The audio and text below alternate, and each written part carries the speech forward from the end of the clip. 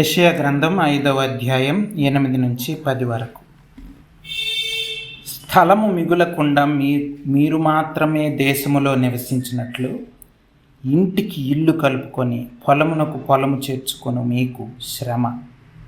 నేను చెవులార వినున్నట్లు సైన్యములకు అధిపతియగు యెహోవా స్పష్టముగా ఈ మాట నాతో సెలవిచ్చి, నిజముగా గొప్పవి దివ్యమైనవినైన ఇండ్లు అనేకములు నివాసములు లేక పాడైపోవును.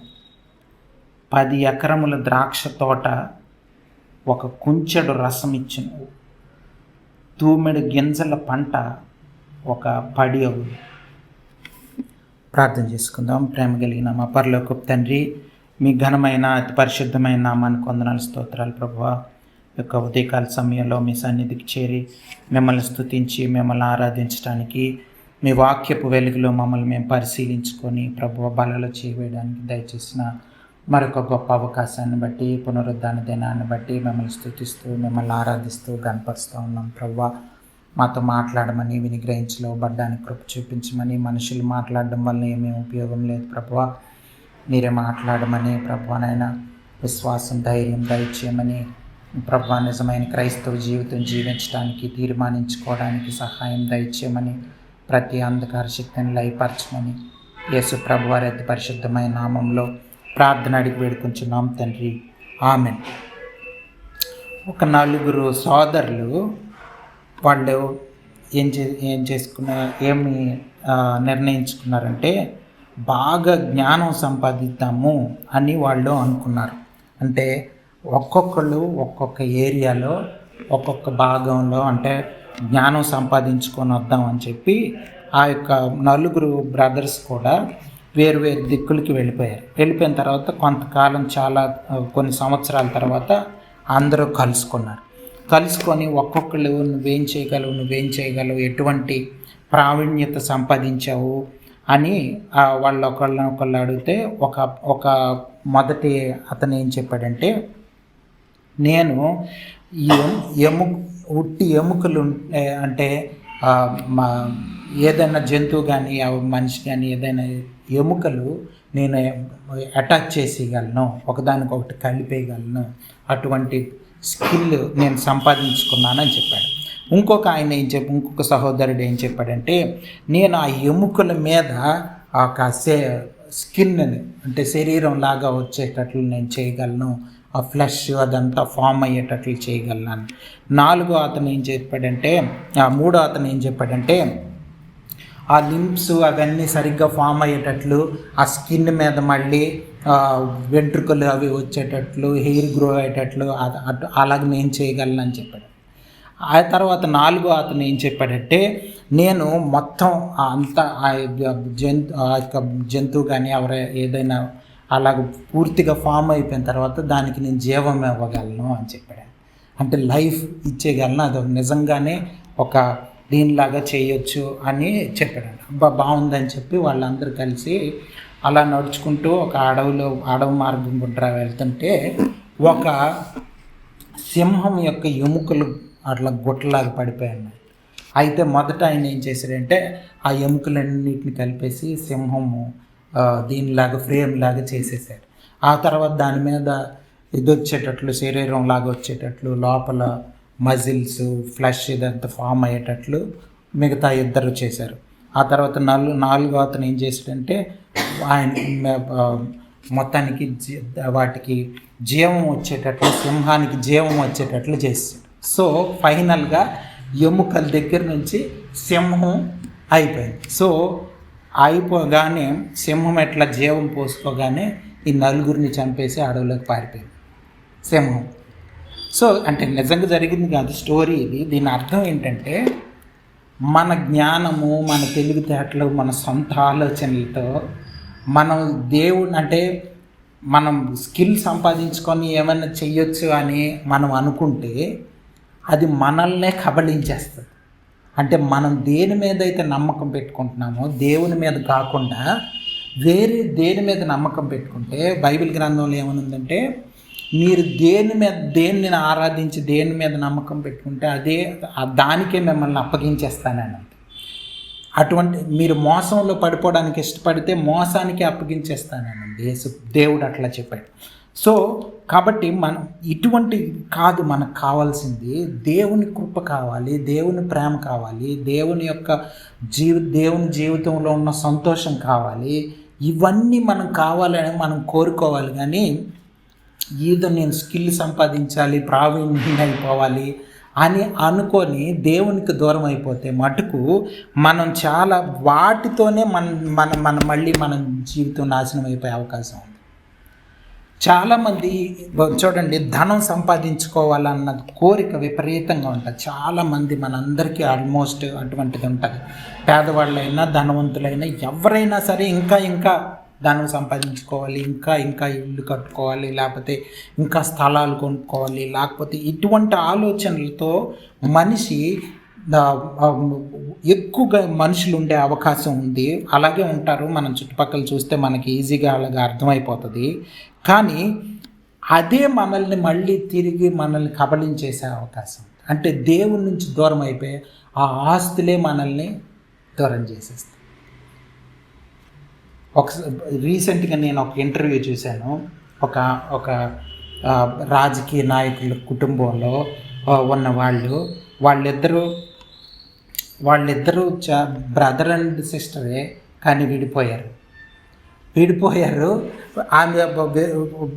ఆయన ఇంటర్వ్యూయర్ అడుగుతుంటే ఎందుకు విడిపోయారు అనవచ్చు, ఆ ఆస్తులని బయట అందరూ అనుకుంటున్నారు నిజమేనంటే, తప్పకుండా ఆస్తులు ఎక్కడుంటే అక్కడ గొడవలు వస్తాయని చెప్తుంది. ఆస్తులు ఎక్కడుంటే అక్కడ గొడవలు వచ్చేస్తాయని చెప్తుంది. సో అంటే ఈ మెటీరియలిజం అన్నది, మీ మెటీరియలిస్టిక్ థింగ్స్ మీద జీవితం ఆధారపడడం అన్నది, సొంత జ్ఞానం మీద జీవితాన్ని ఆధారం చేసుకోవడం అన్నది చాలా భయంకరమైన ఆలోచన.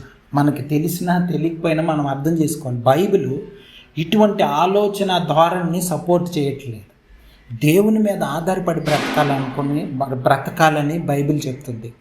దేవుని కృప కోరుకోవాలని, దేవుని ప్రేమ కావాలని, దేవునిలో ఉన్న సంతోషం కావాలని, ఆనందం కావాలని మనం కోరుకోవాలని బైబిల్ గ్రంథం చెప్తుంది.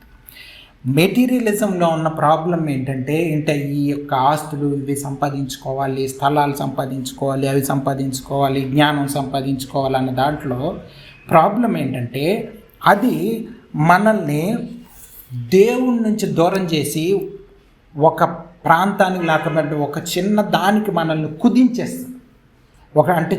అంటే మన మైండ్, మన ఆలోచనలు ఇంకా దేవుని వైపు వెళ్ళకుండా చేసేస్తుంది, కుదించేస్తుంది, మనల్ని చాలా రెడ్యూస్ చేసేస్తుంది, అంటే తక్కువగా చేసేస్తుంది మనల్ని. అంటే అంతకు మించి ఆలోచనలు వెళ్ళకుండా చేసేస్తుంది. అంటే ఆత్మీయ జ్ఞానం దొరకదు, దేవుని కృప దొరకదు, దేవుని ప్రేమ దొరకదు. వీటి వల్ల, ఈ మెటీరియలిస్టిక్ థింగ్స్ వల్ల చూడండి, ఇది ఎవరికైనా ఇటువంటి ఆలోచన ఉండేది. ఇంకొకటి ఏంటంటే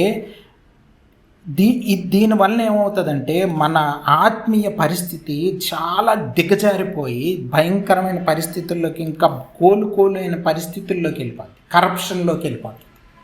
అంటే ఏంటి, ఫర్ ఎగ్జాంపుల్ చూడండి, ఏదైనా మొక్కకు కానీ ఏదైనా చీడ పురుగు పట్టి కొరుకు తినేసింది అనుకోండి, మళ్ళీ అది రివైవ్ అవ్వడం చాలా కష్టం, మళ్ళీ పాత పరిస్థితుల్లోకి రావడం చాలా కష్టం. సో అందుకని దేవుడు ఏం చేశాడంటే, మనం ఇంత కరప్షన్ అయిపోయి ఇంత భయంకరమైన పరిస్థితుల్లో మనిషి ఉన్నాడు కాబట్టే దేవుడు ఏం చేశాడంటే మనల్ని, మన పాపపు స్వభావాన్ని సిలువేశాడు, సిలువకు అప్పగించేశాడు, అంటే మరణానికి అప్పగించేశాడు. ఈ పాపపు స్వభావం, పాపపు ఆలోచనల వలన, లేకపోతే ఈ మెటీరియలిస్టిక్ థింగ్స్ వలన లోకంతో క్లింగ్ అయిపోవడం, అంటే ఈ లోకంతో కలిసిపోవడం, లోకానుసారమైన ఆలోచనలతో, లోకానుసారమైన పద్ధతులతో కలిసిపోవడం వలన దేవుడు దొరికే అవకాశం ఉండదు. చర్చికి వెళ్ళచ్చు, లేకపోతే బైబిల్ స్టడీస్కి వెళ్ళచ్చు, వాక్యం రోజు చదువుకోవచ్చు, ప్రార్థనలు చేయొచ్చు, ఏమైనా చేయొచ్చు. ఈ ఆలోచన నుంచి మటుకు బయటపడకపోతే మటుకు మనకు విడుదల దొరకదు. ఇది చూడండి, ఎందుకంటే దీనివల్ల ఏమవుతుందంటే మనిషి సెల్ఫిష్నెస్లోకి వెళ్ళిపోతాడు, అంటే స్వార్థంలోకి వెళ్ళిపోతాడు. నేను ఇంకా అక్యూములేట్ చేసుకోవాలా, సంపాదించుకోవాలి, ఇంకా పెరగాలి. ఒక ఇల్లు ఉందనుకోండి, ఇంకొక ఇల్లు కూడా ఉంటే బాగుంటుంది అనిపిస్తుంది. 2 ఇళ్ళు ఉన్నాయనుకోండి, ఆ ఇద్దరికి సరిపోతాయి, ఇంకొక ఇల్లు ఉంటే బాగుంటుంది అనిపిస్తుంది. ఇట్లా అది మనల్ని స్వార్థంలోకి తీసుకెళ్ళిపోయి నాకే ఇన్ని కావాలనిపిస్తుంది. మిగతా వాళ్ళ గురించి, వేరే వాళ్ళు పేదవాళ్ళ గురించి, లేకపోతే చాలా స్ట్రగుల్ అవుతున్న వాళ్ళ గురించి ఆలోచించాం. చాలామంది ఆత్మీయంగా భయంకరమైన పరిస్థితుల్లో ఉన్నారు. కానీ ఈ రోజుల్లో చాలామంది దైవ సేవకులు వాళ్ళ స్వార్థం చూసుకుంటున్నారు. దానికి కారణం ఏంటో తెలుసా? వాళ్ళ ఆలోచన ధనం మీద. ఈ మెటీరియలిస్టిక్, నేను ఇంక పెద్ద చర్చి కట్టేయాలి, లేకపోతే నాకు ఇంకా ఎక్కువ మంది పీపుల్ వచ్చి చాలా కానుకలు వచ్చేయాలి, లేకపోతే ఇలాంటి ఆలోచనలతో నిండిపోవడం వలన చాలామంది ఆత్మీయంగా చాలా దిగజారిపోయిన పరిస్థితుల్లో ఉన్నారు. క్రైస్తవులే నిజమైన క్రైస్తవ జీవితం తెలియని పరిస్థితుల్లో ఉన్నారు. ఈ మెటీరియలిస్టిక్ థింకింగ్ వల్లనే అది మనల్ని రెడ్యూస్ చేసేసింది, స్వార్థంతో మనిషి నిండిపోయేటట్లు చేసేసింది. అందుకే చూడండి, సోషల్ మీడియాలో మీరు చూస్తే దైవ సేవకులే ఒకళ్ళనొకళ్ళు ఒకళ్ళనొకళ్ళు కొట్టుకోవడం చేస్తున్నారు ఈ రోజుల్లో.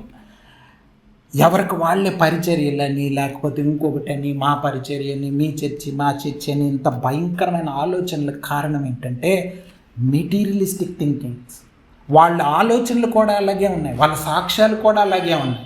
వాళ్ళ సాక్ష్యాలు చూడండి, చాలా సాక్ష్యాలు మనం ఈ రోజుల్లో క్రైస్తవులు చెప్తున్న వాళ్ళ యొక్క సాక్ష్యాలు చూస్తే ఎలాగుంటున్నాయంటే, నేను ఒకప్పుడు ఒక చిన్న ల్యాండ్ కొన్నాను దేవుని కృపలోని, ఆ ల్యాండ్ ఇప్పుడు ₹1,00,00,000 అయిపోయిందని కానీ అందరు ప్రైజ్ ది లార్డ్ అని అరుస్తూ ఉంటారు.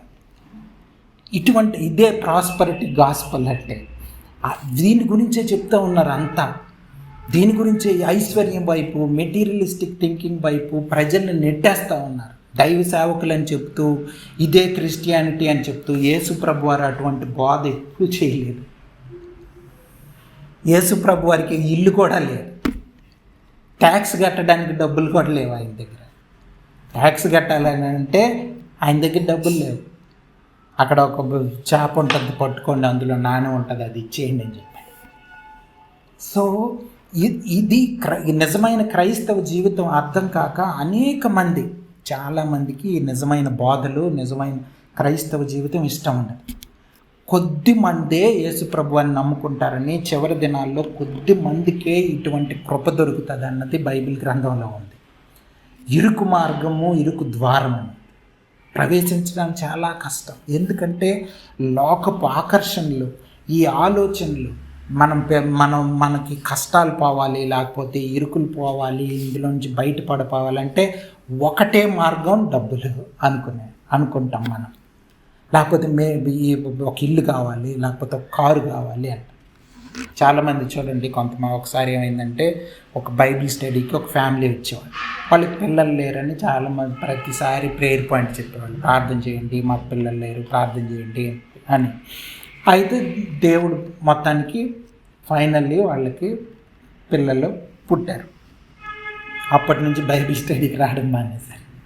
ఎందుకంటే పిల్లలతో కుదరట్లేదండి. ముందేమైంది, పిల్లలు వస్తే ఇంకా ఎక్కువ దేవునిలో ఉంటారనుకుంటాం. కానీ మనిషి ఆలోచనలే మెటీరియలిస్టిక్ థింగ్స్. ఇల్లు వచ్చింది అనుకోండి, ఇంక దేవుడు అవసరం లేదు.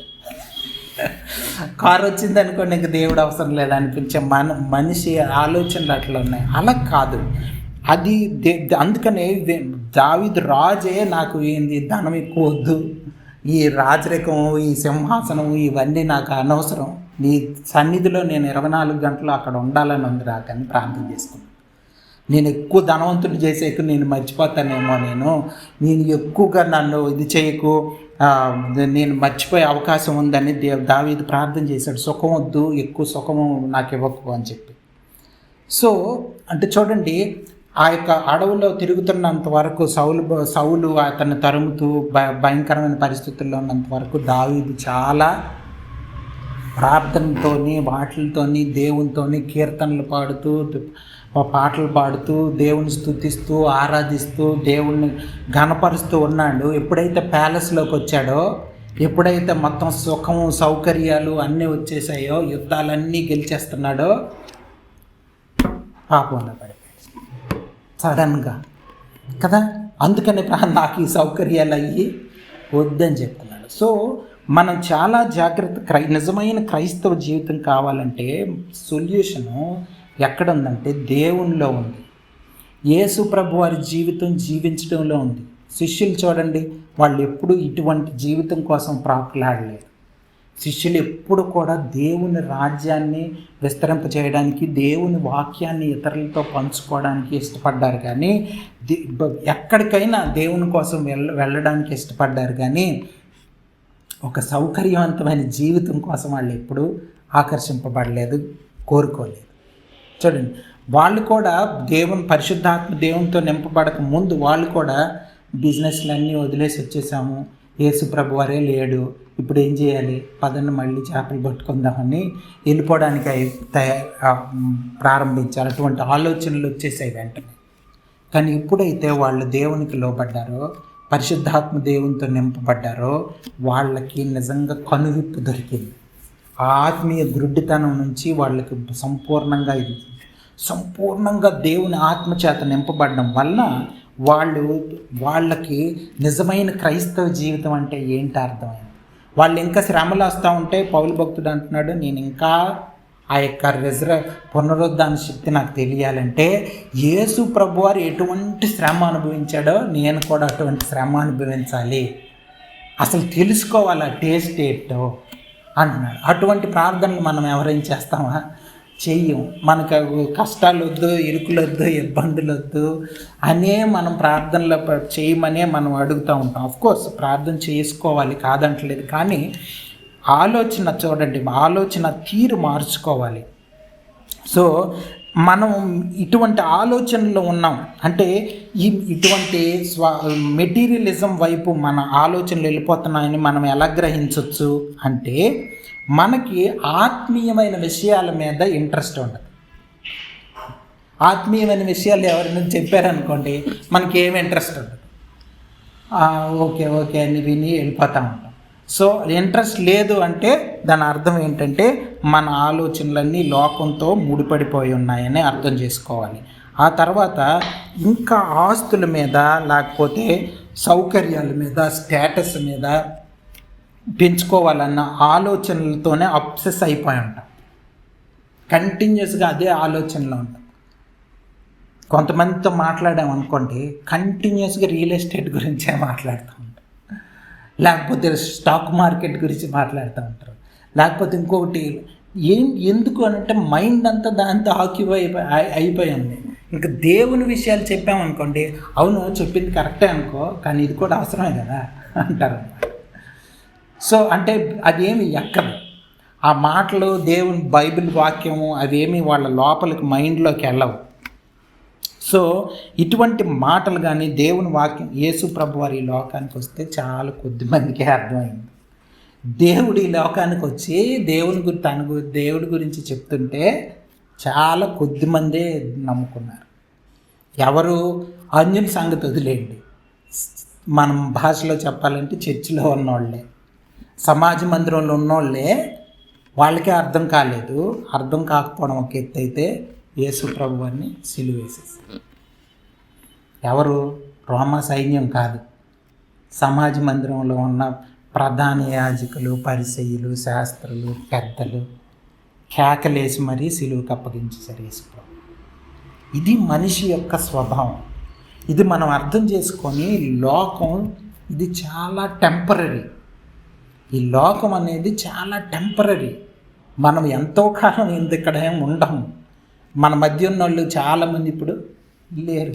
కరోనా టైంలో చాలామంది లోకం విడిచిపెట్టి వెళ్ళిపోయారు. అవన్నీ ఎందుకు దేవుడు చూపిస్తున్నాడు మనకి? ఇదంతా టెంపరరీ నాయన, దీన్నే పట్టుకొని వేలాడకు అని. పరలోక రాజ్యంలో స్వాస్థ్యం ఉంది, అక్కడ నీ అసలు జీవితం అక్కడ ఉంది, దేవునితో గడిపే అవకాశం ఉంది. అందుకే పౌలు భక్తుడు ఏమన్నాడంటే, చనిపోయినా పర్వాలేదు, ఎందుకంటే దేవునితో ఉంటాను, బ్రతుకుంటే మీకోసం బ్రతుకుతాను. అంటే ఆ యొక్క విశ్వాసాలు ఎవరైనా ఉన్నారో వాళ్ళని ఇంకా బలపరచడానికి నా జీవితం ఉపయోగపడుతుంది. బ్రతుకుంటే మంచిదే, మీకు మిమ్మల్ని బలపరచవచ్చు ఇంకా ఆత్మీయంగా మీరు పడిపోకుండా. కానీ ఒకవేళ చనిపోతే ఇంకా మేలు, ఎందుకు? దేవునితో ఉంటాను. ఇది ఎలాగొస్తుంది? దేవునితో ఉంటాను అన్న ధైర్యం, అన్న ఇది ఎలాగొస్తుంది? ఈ మెటీరియలిస్టిక్ థింగ్స్ మీద లేదు అని మనం గ్రహించుకున్నప్పుడే, నాకు ఇది కాదు ముఖ్యం, ఈ జీవితం కాదు ముఖ్యం, ఈ లోకం నాకు ముఖ్యం కాదు అని మనం అర్థం చేసుకొని దీని నుంచి విడుదల పొందాలి. దేవుడు యేసుప్రభు వారి ఈ లోకానికి వచ్చిందే ఇటువంటి ఆలోచన తీరు నుంచి మనల్ని విడిపించడానికి. చాలామంది దైవ సేవకులు వాళ్ళ పిల్లల్ని దేవుని సువార్త ప్రకటించడానికి ఎంకరేజ్ చేయట్లా. అమెరికా పంపించడానికి, అక్కడ చదువులు చదివించడానికి, ఎక్కడైతే జీవితం బాగుంటుందో, సౌకర్యాలు బాగుంటాయో అక్కడికి పంపించడానికి ఇష్టపడుతున్నారు. అంటే అర్థం ఏంటి? Materialistic thinking.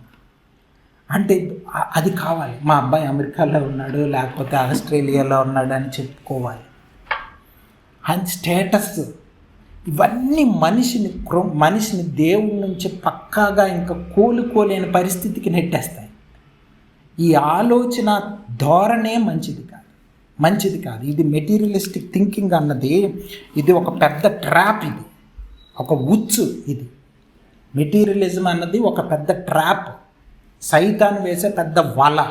ఆ వలలో కానీ మనం చిక్కుకుంటే బయటపడే అవకాశమే లేదు. యేసు ప్రభు వారికి ఈ లోకానికి వచ్చినప్పుడు పరిస్థితి ఎట్లా ఉంటుందంటే, ఇళ్ళు కట్టుకోవడం ఇలాంటివి ఎక్కువ ఉంటాయని. ఈ రోజుల్లో అదే జరుగుతుంది కదా. రియల్ ఎస్టేట్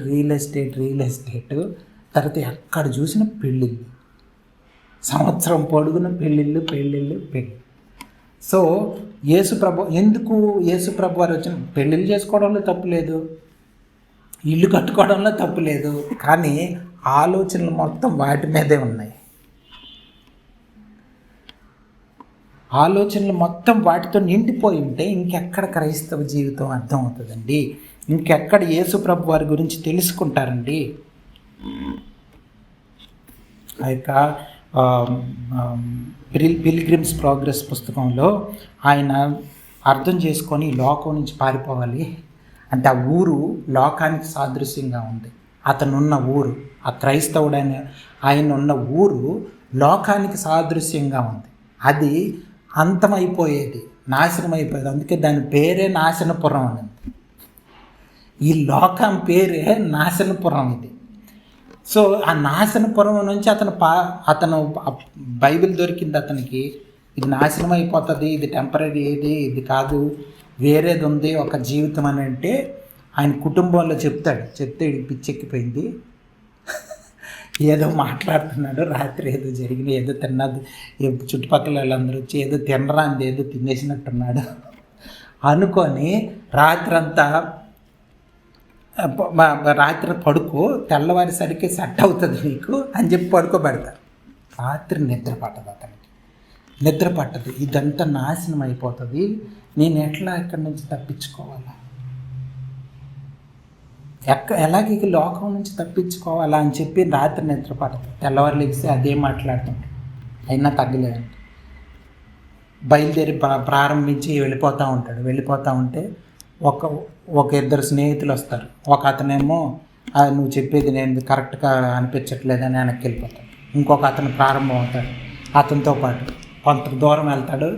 అక్కడ ఒక ఊబు ఉంటుంది, ఒక పెద్ద బురద ఉంటుంది, ఆ బురదలో కూరుకుపోతారు ఇద్దరు. నాకు చెప్పలేదు, నువ్వు ఎక్కడికో తీసుకెళ్తానన్నావు, బురదలో కూరుకుపోయాం ఇద్దరు అని అంటారు. అంటే అది చూసుకొని ప్రార్థన చేసుకొని వెళ్ళాలి. ఈయనకి తెలియదు, ఇద్దరు కూరుకుపోతారు. ఎప్పుడైతే బురదలో కూరుకుపోయాడో నాయన నీకు నమస్కారం అని అతను వెళ్ళిపోతాడు. ఎవాంజలిస్ట్ వచ్చి ఇతన్ని లేపి, ఇది చూసుకో, ఇది ప్రతి ఒక్కళ్ళు పడిపోయే ఏరియా. అంటే ఈ లోకం ఒక ఊబి లాంటిది, పాపం ఒక ఊబి లాంటిది, అందులో పడిపోతారు అందరు. కానీ పడిపోయినా బయటికి లేవాలి. ఈ మెటీరియలిస్టిక్ థింకింగ్లోని వాటిల్లోని మనం బురదలో కూరుకుపోయినా సరే బయటికి లేవాలి. దేవుడు చెప్తున్నప్పుడు వినాలి. ఆ సువార్తికుడు చెప్పినప్పుడు విని, నన్ను క్షమించు, నేను చూసుకోలేదు, ఈ పక్క నుంచి మార్గం ఉంటుంది, అది చూసుకోకుండా బురదలో పడిపోతారు. సో ఇది మనం అర్థం చేసుకోవాల్సింది. దీని నుంచి మనం పశ్చాత్తాపం పొంది దేవుని వైపు తిరగకపోతే తీర్పులోనికి వెళ్ళిపోతాం. దేవుడు తీర్పు తీరుస్తాడు. క్రైస్తవుడిని ఎవరు నమ్మలేదు, భార్య నమ్మలేదు, పిల్లలు నమ్మలేదు. ఆ తర్వాత క్రైస్తవుడు ప్రయాణమై వెళ్ళిపోయిన తర్వాత భార్య కూడా మళ్ళీ ప్రయాణం అయ్యి భార్య కూడా వెళ్తుంది క్రిస్టియన్. సో ఇలాగా క్రైస్తవ జీవితం అనేది ఈ లోక సంబంధమైంది కాదు. ఈ నాశనపురం నుంచి పారిపోవాల్సిన అవసరం ఉంది. ఇక్కడే బ్రతుకుతాము, ఇక్కడ శాశ్వతంగా ఇల్లులు కట్టుకొని, లేకపోతే సంపాదించుకొని, పిల్లలకి వాళ్ళకి సంపాదించుకొని, ఇలాంటి ఆలోచనల్లో ఉంటే మటుకు క్రైస్తవ జీవితం దొరకదండి. అనేక మందికి క్రైస్తవ జీవితం నిజంగా దేవుని రాజ్యం, రక్షణ దొరకట్లేదు. కారణం, రక్షింపబడిన బాప్తిస్మం తీసుకున్న అనేక మందికి రక్షణ లేదు. వరకున పెళ్లి కోసం బాప్తిస్మం తీసుకునే వాళ్ళు, క్రిస్టియన్ అని చెప్పుకోవడానికి బాప్తిస్మం తీసుకునే వాళ్ళు ఉంటారు. కానీ అది నిజమైన క్రైస్తవ జీవితం కాదు. ఈ మాటలను మనం జ్ఞాపకం చేసుకొని, మనల్ని మనం పరిశీలించుకొని, పశ్చాత్తాపం పొంది, ఈ లోకం శాశ్వతం కాదని అర్థం చేసుకొని దేవుని వైపు చూడాలని నిర్ణయం తీసుకుందాం. ప్రార్థన చేసుకుందాం. ప్రేమ కలిగిన మా పరలోకపు తండ్రి, మీ ఘనమైన నామానికి వందనాలు, స్తోత్రాలు. ప్రభువా, మీ మీద ఆధారపడి జీవించడానికి సహాయం దయచేయండి.